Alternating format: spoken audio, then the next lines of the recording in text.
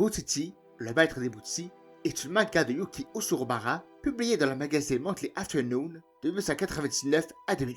Première œuvre d'Oru Shibara, elle a produit par la suite que des recueils de nouvelles ou des œuvres courtes, dont Misaki Deboshi wo Orikata Ito et Yuki no Kami. Étudiante ordinaire pour qui le dessin n'était qu'un passe-temps, la carrière de mangaka ne semblait pas pour Yuki Urushibara une avenue viable, jusqu'à ce qu'elle remporte à la fin de ses études un concours amateur. Sollicitée comme illustratrice de couverture, elle se fait offrir la chance de publier une première série. De son propre aveu, elle a toujours été passionnée et fascinée par la nature, les éléments, les insectes et les contes pour enfants. C'est donc tout naturellement qu'elle les a combinés pour former la base de sa série. Bouchichi raconte le parcours de Gingo, un apothicaire exorciste ambulant, déambule de village en village et offre son aide pour régler les problèmes des habitants, des problèmes d'ordre surnaturel. Gingo a la faculté de voir et d'interagir avec les Muchi, qui signifie insectes en japonais, la représentation physique des esprits et de l'énergie de la nature. Dans chaque village, il tente d'aider un habitant persécuté ou possédé par un Muchi, avant de se rendre compte que la cause de ses problèmes est bien plus souvent les humains qui l'entourent que les esprits. Comme dans un conte de fées, rien ne nous laisse deviner l'époque où l'action prend lieu. Si l'apparence de Gingo semble moderne, il est en totale incohérence et décalé avec le mode de vie des gens qu'il rencontre. Par contre, les humains restent des humains, et leurs défauts, leurs aspirations et leurs vices sont intemporels. Gingo combat plus le côté sombre des hommes et des femmes que les esprits malveillants. En reste, les Muchi de la série sont plus dépeints comme des êtres qui veulent vivre leur vie sans se soucier de l'impact de leurs actions sur les humains qui les croisent. Ils ne sont ni bons ni mauvais. Ils ne font qu'agir selon leur instinct et survivre. La série représente la philosophie très japonaise d'animisme, l'idée que tout objet, tout être vivant et tout élément naturel ont une âme et une conscience. Il faut donc savoir conserver l'équilibre entre les besoins des hommes et la volonté de ce qui les entoure. C'est lorsque les hommes ne respectent pas cet équilibre que les problèmes arrivent. Ce qui, littéralement, frappe les yeux quand on regarde l'œuvre d'Urushibara, c'est son style graphique. Sans dire qu'il est unique, il se démarque de la moyenne des mangaka par sa fluidité et son esthétisme plus proche de la peinture que de la manga. Si ses traits bruts et vaporeux donnent du caractère à ses personnages humains, ses décors faits d'aquarelles et d'encre diluée nous plongent immédiatement dans l'univers mystique et mystérieux qu'elle explore. Ce qui est plus pertinent quand on veut placer la nature et le fantastique au cœur de ces histoires. Ça souligne la place infime des humains et des animaux dans ce monde où les contours entre perception et réalité sont flous comme ces traits de pinceau. À cela, Urushibara s'inspire de grands peintres japonais comme Asakawa Toeko, Josetsu, Taibi Bocho, Buramade Yokai ou Takawa Kureyoshi. Yuki Usurubara admet également la parenté de son œuvre avec des mangaka populaires mais au style plus alternatif et expérimental comme Inoue Takahiko, Matsumoto Taiyo ou Hideo Asano.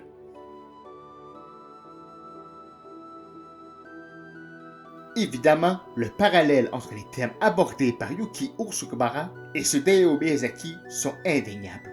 Leurs styles graphiques sont très différents, mais on retrouve la même conscience écologique des deux artistes, le même souci de mettre la nature au cœur de leurs œuvres, la même technique de placer un être humain ordinaire face à un univers largement plus vaste que sa perception, et le même amour des personnages et créatures issus des folklores locaux.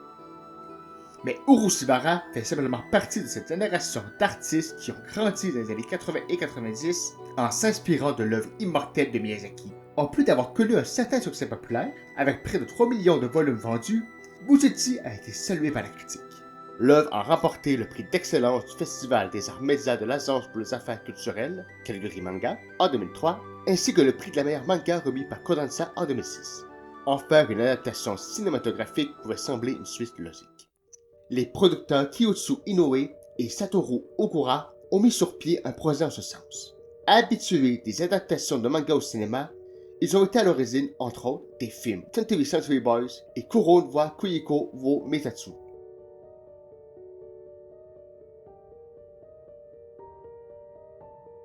Ils ont décidé de confier le projet au réputé Katsuhiro Otomo, dont le dernier projet en cinéma direct était Voir Appartement Horror, en 1991, co-scénarisé avec Satoshi Kon.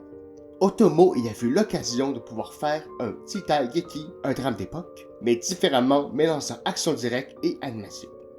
Un film lent et artistique qui rendrait hommage à la nature et au cinéma d'Akira Kurosawa. Les producteurs voulaient un film plus orienté vers l'action et les arts martiaux.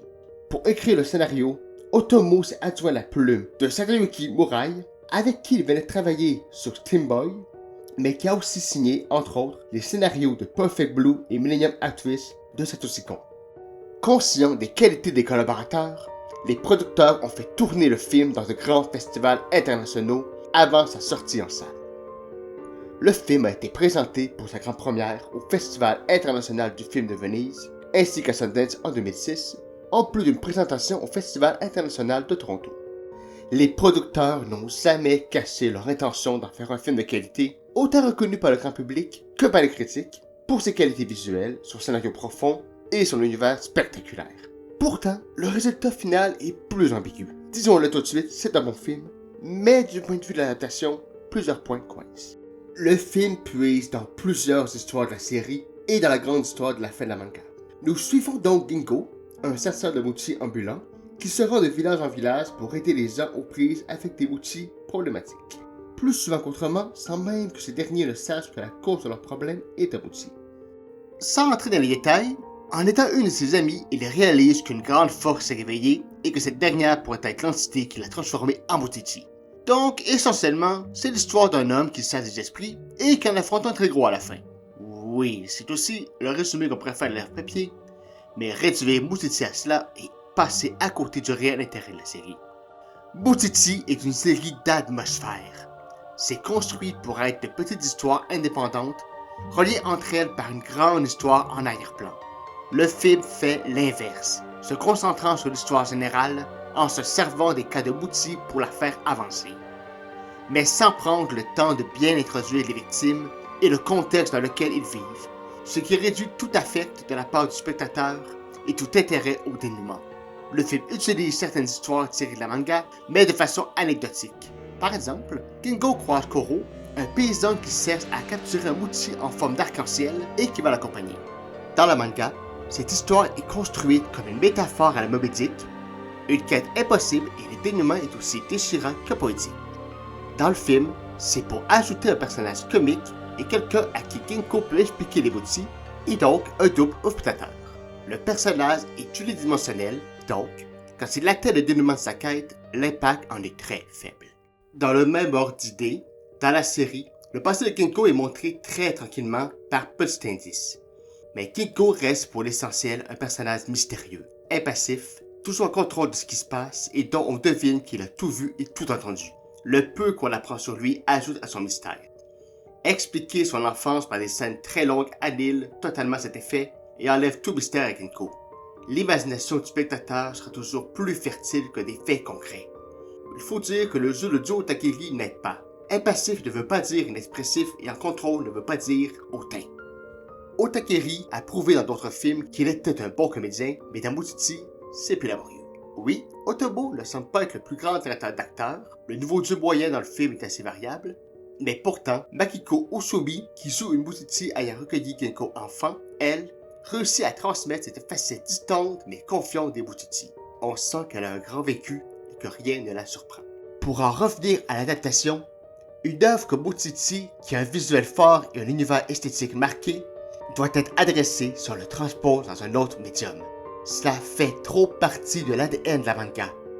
Le meilleur exemple est le traitement qu'Ueshiba fait de la grandeur de la nature, de l'immensité des montagnes et des forêts par rapport aux hommes. Moutichi se passe dans le Japon des campagnes, dans le Japon sauvage, dans le Japon où l'homme n'a pas apprivoisé et dompté la nature. Le Japon des esprits et des mochi. Mais mis à part de rares plans, cet aspect est très réduit dans le film. La nature n'est qu'un décor où tout est un rapport humain. Alors que ça devrait être l'inverse. Les montagnes et les forêts sont belles, mais elles sont ternes et ordinaires. La nature est un personnage dans Moutichi, pas uniquement un décor. C'est bien plus la faute à une direction photo académique et sans imagination qu'au travail d'Otomo. Pourtant, Takahide Shimanushi est un directeur photo d'expérience qui a été récompensé de plusieurs prix. et demeure qu'on a l'impression de voir un film de 1996 alors qu'il a été fait en 2006. Pour prendre conscience de l'immensité d'un espace, l'œil a besoin d'avoir un repère visuel dont il peut estimer l'échelle. Otomo a beaucoup insisté sur le parallèle qu'il dressait entre les Muchi et les microbes, des entités invisibles pour les humains, mais que tout le monde accepte comme réelles. J'imagine que les personnages du film ne l'ont pas écouté, car aucun ne semble savoir que les Muchi existent et panique dès qu'il en est question. S'il y avait eu un éventail de réactions, ça aurait pu être pertinent. Mais comme le film ne prend pas le temps d'installer des situations et des personnages, les Muchi apparaissent uniquement comme des esprits perturbateurs et néfastes, et non pas comme des forces coexistant avec les humains comme dans la manga. Au final, Otomo a beau avoir eu plein de bonnes intentions vis-à-vis du projet, force est de constater qu'il est passé à côté de l'esprit de la manga et de ce qu'il voulait en faire. Dans le milieu de l'animation, Otomo est, à raison, célébré, mais son œuvre cinématographique classique est bien moins étoffée. Dans les mains d'un réalisateur japonais au style plus marqué, comme un Takashi Kitano, Shinya Tokomoto ou même un Sol Sono, le film aurait peut-être été plus intéressant. Mais je le répète, le film reste une œuvre sans défaut technique et bien construite, mais conventionnelle et oubliable. Bouchichi méritait un meilleur traitement. Comme d'habitude, la série animée Bouchichi, sortie la même année que le film, rend mieux justice à la manga et est considérée comme une des meilleures séries des années 2000. Arigato!